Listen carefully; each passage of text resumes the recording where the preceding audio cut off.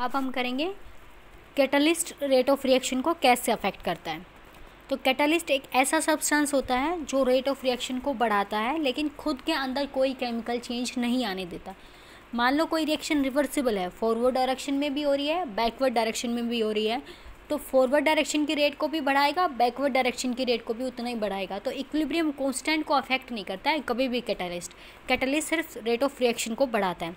For example KClO3 पड़ा हुआ है कंटेनर में, उससे क्या बनता है, पोटेशियम क्लोराइड प्लस डाइऑक्सीजन, लेकिन वो तब तक रिएक्ट नहीं करेगा तब तक आप कैटलिस्ट ऐड नहीं करोगे, दैट इज़ MnO2। ये कैटलिस्ट है, ये डालोगे आप तब रिएक्शन फास्ट हो जाएगी और इनिशिएट भी हो जाएगी।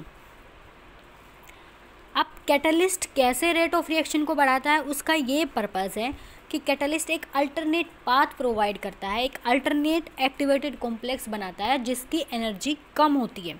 जैसे ये हमने जो एनर्जी का प्रोफाइल देखा, ये एनर्जी है, ये प्रोग्रेस ऑफ रिएक्शन है। तो जो बेसिक हमारा बिना कैटलिस्ट के क्या था, ये एनर्जी ऑफ रिएक्टेंट है, ये एनर्जी किसकी है, एक्टिवेटेड कॉम्प्लेक्स की, ठीक है।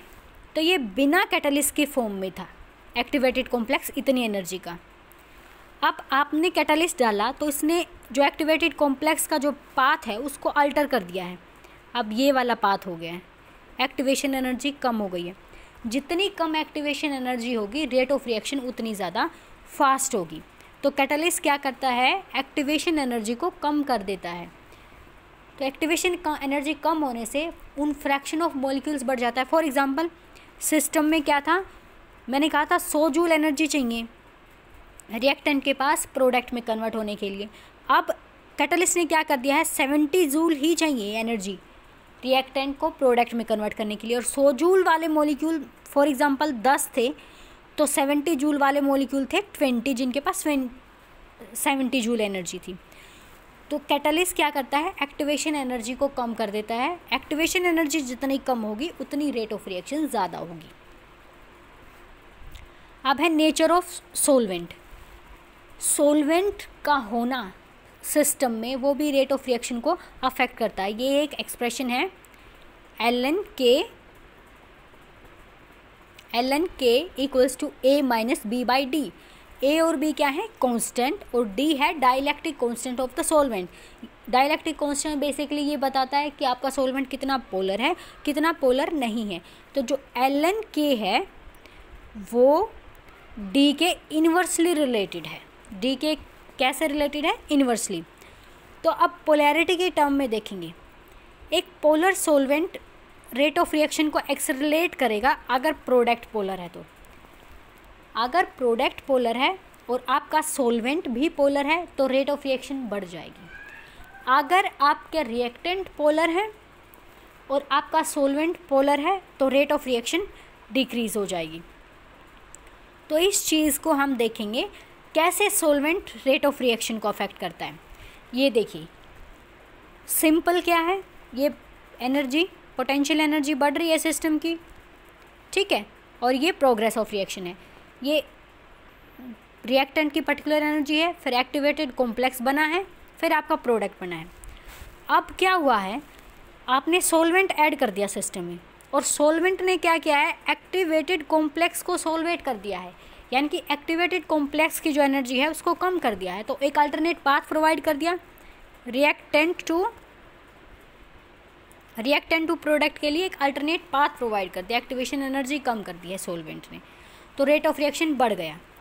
लेकिन थर्ड सिस्टम क्या हो सकता है कि रिएक्टेंट को ही उसने स्टेबल कर दिया। अब पहले रिएक्टेंट की एनर्जी थी ये, अब उसने रिएक्टेंट की एनर्जी कर दी है कम। तो ये होने से जो एक्टिवेशन एनर्जी है वो बढ़ गई है, ये इतनी हो गई है, पहले थी कम। तो डिपेंड करता है, अगर आपका सॉल्वेंट पोलर है और आपका रिएक्टेंट भी पोलर है, वो रिएक्टेंट को स्टेबलाइज करेगा तो रेट ऑफ रिएक्शन को कम कर देगा। अगर एक्टिवेटेड कॉम्प्लेक्स को स्टेबलाइज करेगा तो रेट ऑफ एक्टिवेशन एनर्जी कम हो जाएगी, रेट ऑफ रिएक्शन बढ़ जाएगी। और अगर ऐसा होगा कि रिएक्टेंट को भी सोलवेट कर रहा है, रिएक्टेंट को भी स्टेबल कर रहा है, एक्टिवेटेड कॉम्प्लेक्स को भी स्टेबल कर रहा है, तो जो रेट ऑफ रिएक्शन है उस पर बहुत कम इफेक्ट होगा, बहुत कम अफेक्ट होगा अगर रिएक्टेंट को भी और एक्टिवेटेड कॉम्प्लेक्स दोनों को अफेक्ट किया तो। सिर्फ एक्टिवेटेड कॉम्प्लेक्स की एनर्जी कम करी तो रेट ऑफ रिएक्शन बढ़ जाएगी, सिर्फ रिएक्टेंट की एनर्जी कम कर दी तो एक्टिवेशन एनर्जी बढ़ जाएगी, रेट ऑफ रिएक्शन घट जाएगी।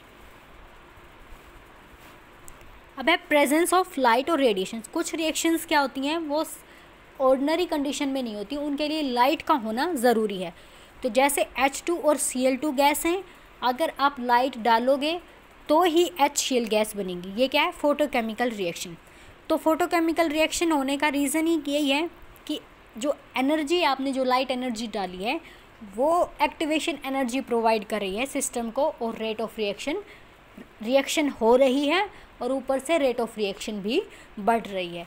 तो लाइट भी रिएक्शन इनिशिएट करा सकती है और रिएक्शन को स्पीड अप करा सकती है। Enough for today, thank you.